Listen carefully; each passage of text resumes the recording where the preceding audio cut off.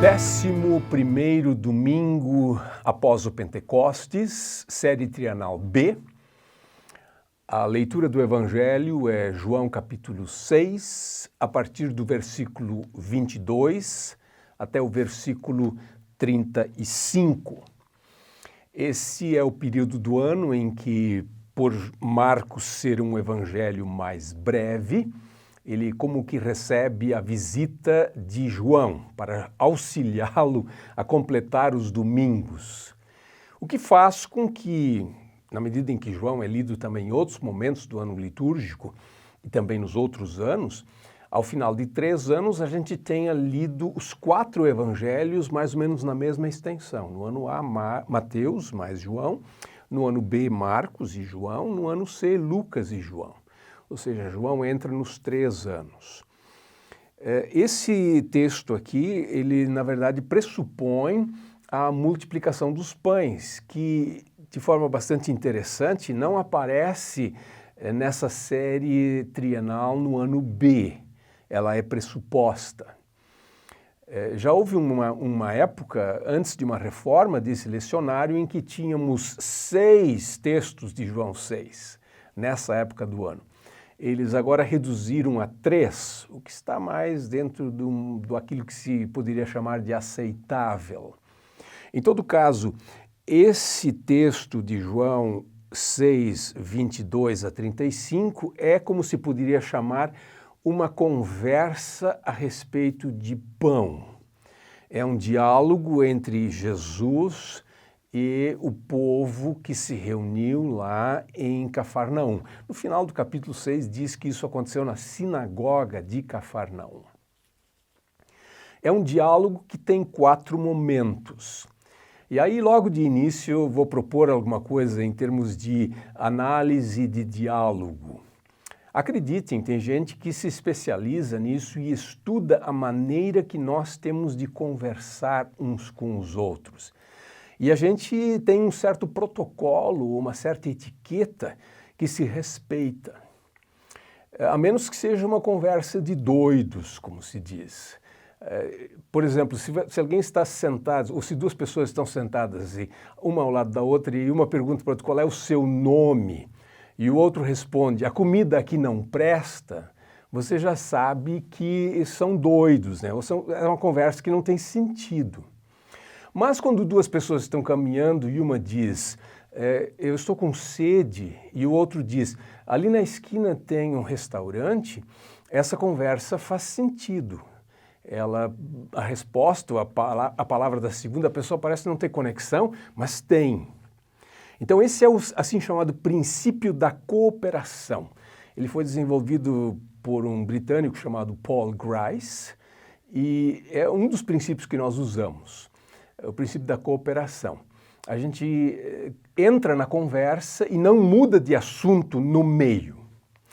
Pois essa conversa entre Jesus e esse povo lá de Cafarnaum, por vezes nos dá a impressão de que é uma conversa de gente que está falando coisas distintas. Mas se a gente prestar atenção, vai ver que é um diálogo coerente, que faz sentido e que não é uma conversa de doidos. Então, eu vou pular a primeira parte, os versículos 22 a 24, que dão como que as circunstâncias em que isso acontece. Depois da multiplicação dos pães, o povo vai à procura de Jesus, eles veem que os barcos estão ali, os barcos se deslocaram, Jesus não foi com eles, enfim, eles veem que Jesus não está ali e deduzem que ele está num outro lugar, em Cafarnaum. Então, daquela região de Tiberíades, que é mais ao sul de Cafarnaum, eles se dirigem para lá à procura de Jesus. E eu começo então no versículo 25, que é o começo do diálogo, ou a primeira conversa. Kai heurontes auton perantes talasses eipon auto, Rabi, pote rode gegonas. Kai heurontes, e eles tendo encontrado a ele, a saber, a Jesus, perantes talasses, literalmente do outro lado do mar.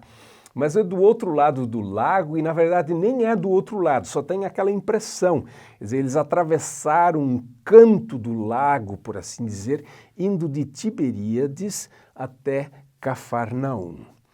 E quando eles o encontraram, disseram, que na verdade não disseram, eles perguntaram. É uma pergunta que segue. Rabi, mestre, pote rode gegonas. Quando aqui chegaste? Então a gente espera que Jesus responda assim, cheguei 1 hora atrás, cheguei ontem, esse tipo de resposta. Mas escutem a resposta de Jesus. Apikriti autois ho Jesus kai eipen, amen lego himin zeteite me uchoti eidete semeia al hoti efagati, ekton arton kai echortastete. Respondeu-lhes Jesus e disse, essa é uma forma fixa, quase fixa, de sempre iniciar uma fala de Jesus, o verbo no começo, o sujeito depois, né? Então, respondeu-lhes Jesus, Jesus respondeu e disse. Amém, lego himin, essa é uma forma típica de Jesus falar no Evangelho de João, amém, digo a vós, é como que uma solene afirmação de que aquilo é verdade. Normalmente o amém vai no final, mas na fala de Jesus o amém vem no começo, para dizer, podem apostar, podem confiar que o que eu estou dizendo é verdade. Zeteiteme, vocês estão me procurando não porque viram semeia, não porque viram sinais, mas porque comeram dos pães e se fartaram, e se saciaram. Jesus respondeu à pergunta deles. Sim, mas não diretamente assim. Eu cheguei tal hora, ou tal tempo, ontem, anteontem, ou sei lá o quê. Ele vê o que está por trás da pergunta. Eles, no fundo, estão dizendo assim, por que você fugiu? Por que você, de repente, desapareceu? E Jesus diz, nós estamos te procurando, onde é que você andava? E Jesus percebe isso, então ele não responde a pergunta pelo quando, mas ele responde em função da motivação deles. Diz, vocês me procuram não porque viram sinais. Os milagres de Jesus no Evangelho de João são sinais, são como que placas indicativas que não são um fim em si, mas apontam para aquilo que vem adiante e o que está atrás. Então, a gente olha assim e diz, mas Jesus esperava que o pessoal visse na multiplicação dos pães um sinal e não olhasse apenas para o pão que estava enchendo a barriga. Era, de certa forma, a gente poderia dizer, muita pretensão, mas nós não somos ninguém para querermos criticar as palavras de Jesus nesse caso aqui. A gente só precisa entender o que Jesus está dizendo. Então, Jesus diz isso, essa é uma crítica, essa é uma acusação. Vocês, na verdade, querem mais pão e não querem aquilo que o pão que eu multipliquei significa. E aí Jesus continua. E essa resposta, na verdade, vai até o final do versículo 27, que é um versículo longo. Ergadzeste me tenbrosin ten apolimenen, ala tenbrosin ten menusan eis zoen aionion, hen hohuiostu antropo himin dozei. Tuton gar hopater esfragisen hoteos. Então, depois de dizer qual era a motivação desse povo, Jesus dá para eles a indicativa, o que eles deveriam fazer. Ergadzeste. Ergadzomai é trabalhar. Trabalhem não o pão ou a comida, na verdade broses é comida, ten apolimenen. Na boa maneira grega de fazer isso, coloca o adjetivo, que é um particípio, nesse caso, do lado do substantivo, para modificá-lo. Ten brosin, ten apolimenen. A comida que perece, a comida que estraga, mas a comida a que permanece para a vida eterna, a qual o Filho do Homem dará a vocês. É interessante isso. Jesus primeiro diz, trabalhem, procurem essa comida. Mas no fim ele diz, o Filho do Homem dá essa comida para vocês. Ou seja, ele muda o verbo. E esse que é o Filho do Homem, tuton, o Pai, Esse o Pai selou, e esse Pai é Hotheos. A estrutura do texto é um pouco complicada, mas fica claro que Deus é aquele que pôs o seu selo de autenticidade, de confirmação, em cima desse que é o Filho do Homem. Eles não perguntam quem é o Filho do Homem. Eles, na verdade, ficaram apenas com a primeira palavra de Jesus na mente. Isso a gente vê quando começa o segundo diálogo no versículo 28. Eipon un pros auton, disseram, pois, para ele, ti poiomen hina ergazome tata ergatuteu. O que faremos para que trabalhemos o trabalho ou as obras de Deus, para que façamos as obras de Deus?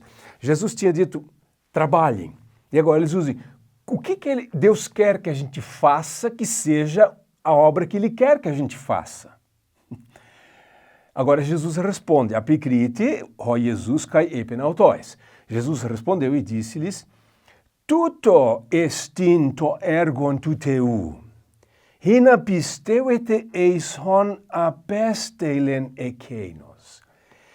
Esta é a obra de Deus, que vocês creiam naquele que aquele, a saber que Deus enviou. De novo, o verbo vem antes do sujeito. Hon apesteilen ekeinos, o qual enviou aquele a quem Deus enviou. Interessante essa resposta de Jesus, muito importante. A obra que Deus quer que a gente faça é crer naquele que Ele enviou. Essa palavra aqui foi usada por Lutero no Sermão sobre as Boas Obras, e Lutero diz ali que a primeira e grande boa obra é crer em Deus. E aí quem é mais dogmático vai dizer, eu já ouvi uma conversa assim dizendo, não, é impossível. Crer é crer e as obras são resultado da fé. Não, Jesus usa essas palavras aqui, ele diz, o que Deus quer que a gente faça é, em primeiro lugar, crer no seu Filho. Este é o primeiro mandamento. E essa é a linguagem que Jesus usa, ou seja, não é fazer algo, mas é, na verdade, aceitar aquilo que Deus tem a oferecer pela fé. É crer naquele que Deus enviou. Então esse é o final do segundo diálogo. Agora vem o terceiro diálogo, versículo 30.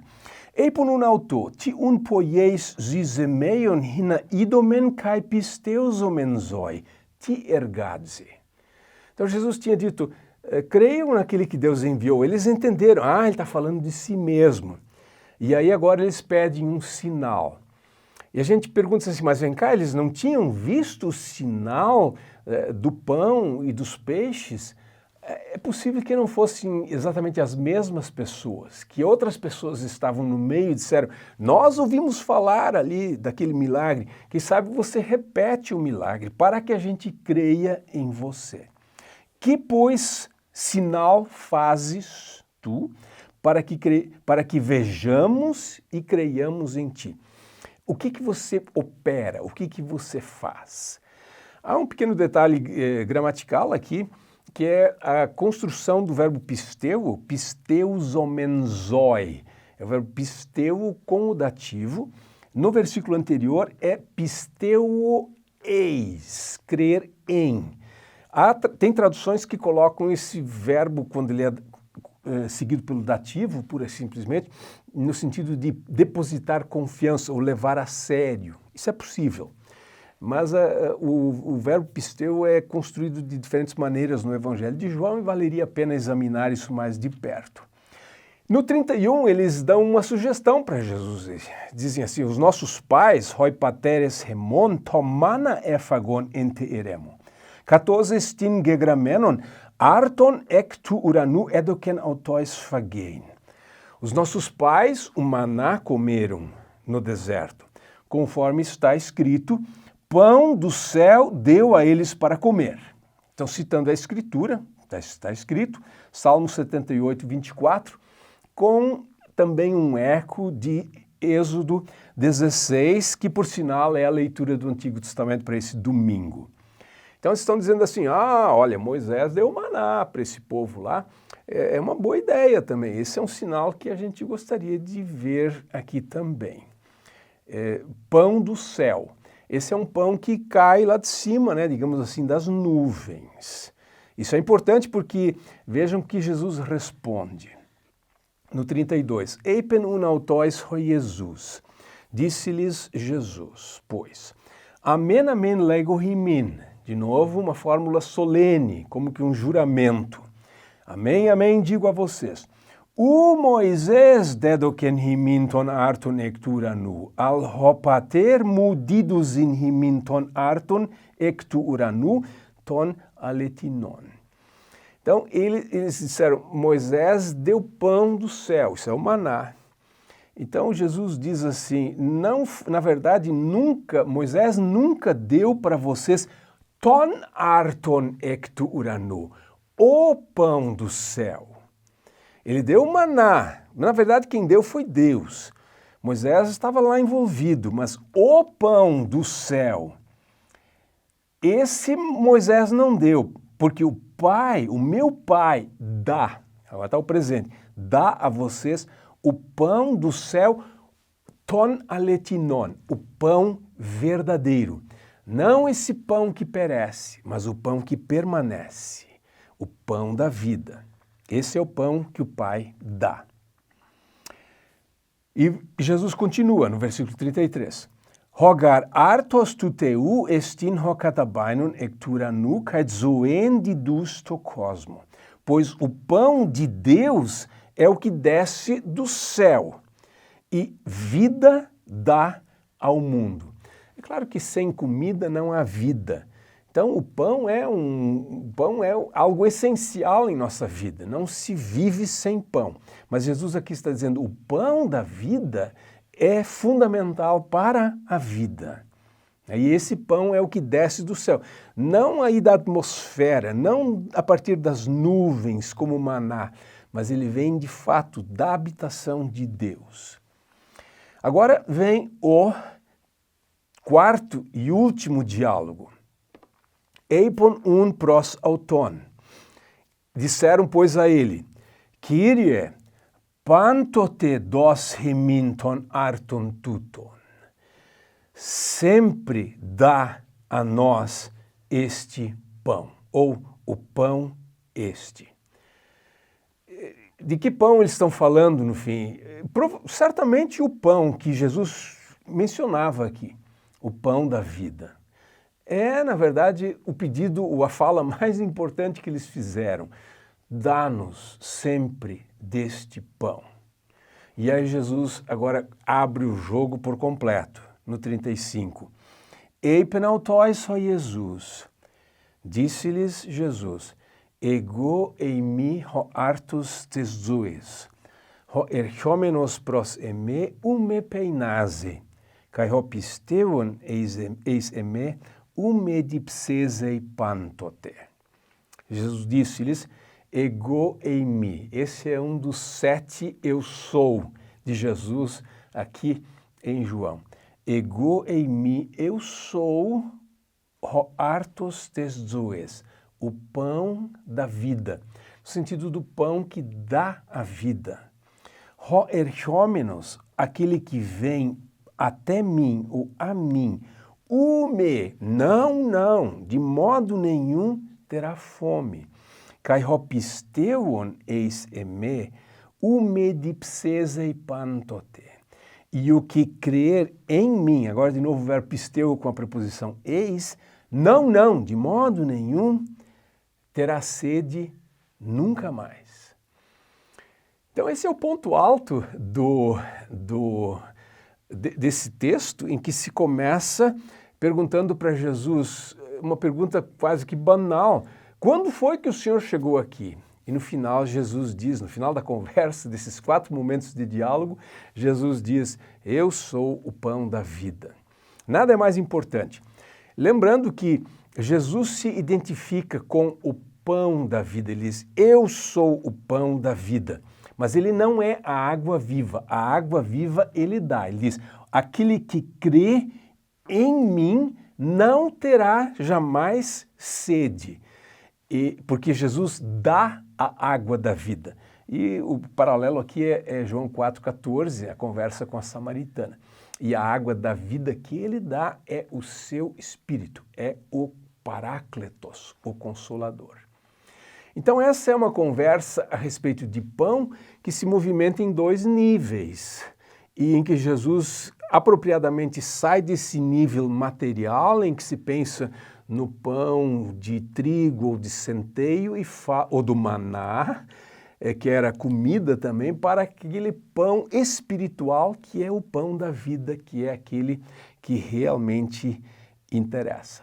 Os textos desses domingos demais, eles se relacionam de uma forma ou de outra, não necessariamente o texto de Efésios 4, mas o texto de Êxodo 16 tem tudo a ver, e o Salmo 145 também fala sobre o alimento que Deus provê. Ele provê, mas provê acima de tudo o pão da vida, e este é o mais importante de todos. No culto nós temos uma ceia, isso é importante. Ela é minúscula, ela é pequena, ela é apenas um bocadinho de pão, um gole de vinho, nada praticamente, mas esse é o pão da vida, este é Cristo. E esse é o que realmente dá vida.